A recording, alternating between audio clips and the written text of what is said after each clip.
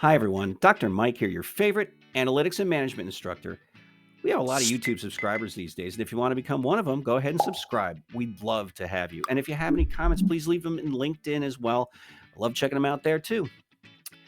Folks, I've officially joined the OpenAI bandwagon. Over the last month, there have been a torrent, a blizzard of articles and images and you name it, comments all over the internet that two of the applications offered by this, what is it, a think tank, a consortium? I'm still trying to figure it out.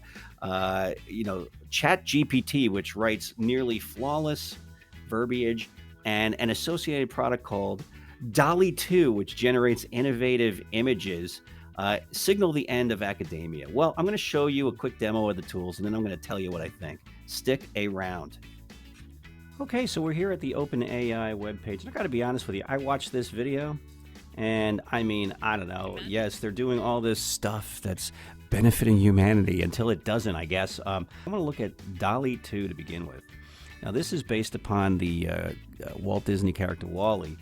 I'm going in, I'm signing in with Google, and let's say I'm in an art class and I have to come up with something contemporary based on Salvador Dali. So I just key in a painting of Darth Vader in the style of Salvador Dali. You generate it. It does its thing. It gives you a lot of different examples of stuff that's been generated by this. And what happens is that these applications scour the internet and learn, and that's what AI does. And here we have paintings in the format of Salvador Dali, and you can go use that. I like this one. I just did this a couple of minutes ago. That came up with 4 or 5 other choices. It's pretty impressive. Would you necessarily, if you were an art student, submit this? Well, maybe so. I mean, we're starting to wonder out there, okay? So now what I'm going to do is I'm going to go back into OpenAI, and I'm going to go into ChatGPT. Now, this is all the rage these days.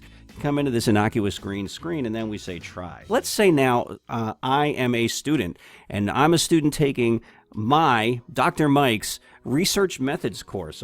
So why can't we say that correlation is the same as causation? I'm not even going to answer this for you because guess what? This thing's gonna, and it's pretty darn potent. It starts typing. Therefore, correlation does not imply causation because a correlation between 2 variables does not necessarily mean that one variable caused the other. I mean, this is so good.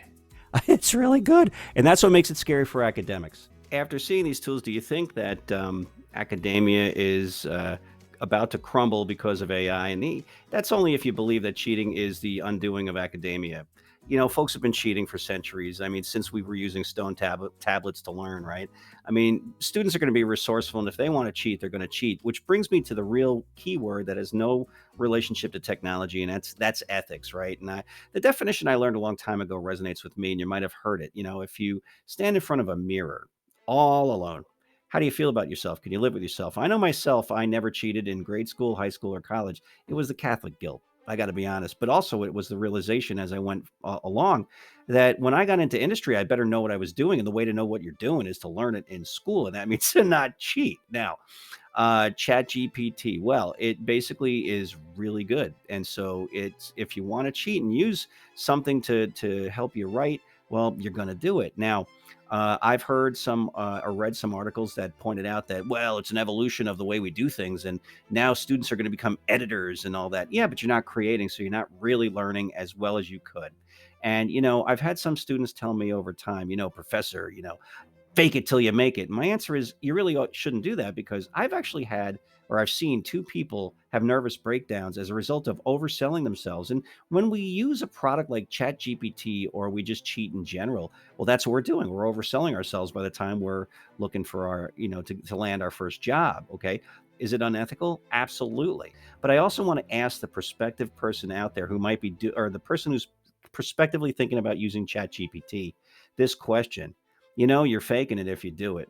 Will you ultimately make it? I'll see you next time.